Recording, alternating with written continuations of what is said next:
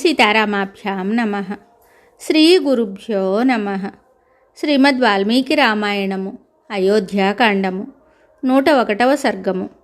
దశరథ మహారాజు స్వర్గస్థుడైనట్లు భరతుడు శ్రీరామునకు తెలుపుట.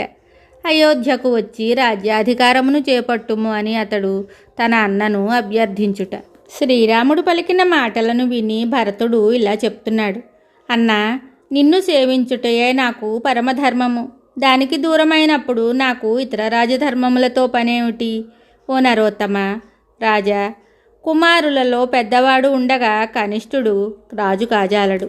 ఇది మన వంశమున పరంపరగా వచ్చుచున్న స్థిరమైన ధర్మము.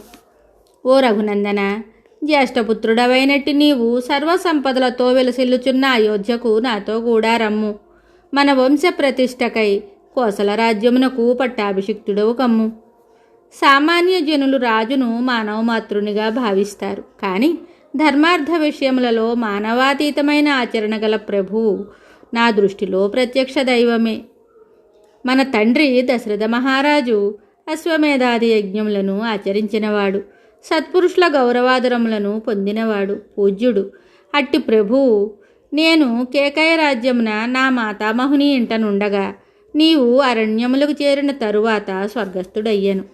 సీతాదేవితో లక్ష్మణునితో కూడి నీవు అయోధ్యను వీడి వనములకు బయలుదేరగానే మహారాజు దుఃఖాతిరేకమునకు తట్టుకోలేక పరలోకగతుడయ్యాడు. ఓ పురుషోత్తమ అగ్రజ, లెమ్ము, తండ్రి గారికి తిలోదకములను సమర్పింపుము. నేనును శత్రుఘ్నుడును ఇంతకు ముందే పితృతర్పణములను గావించి ఉన్నాము. ఓ శ్రీరామ, ప్రియమైన పుత్రుడు తిలాంజలులను సమర్పించినచో పితృదేవతలకు అక్షయ పుణ్యఫలములు లభించునని పెద్దలు చెప్తారు. మన తండ్రికి నీవు ప్రాణతుల్యుడు కదా.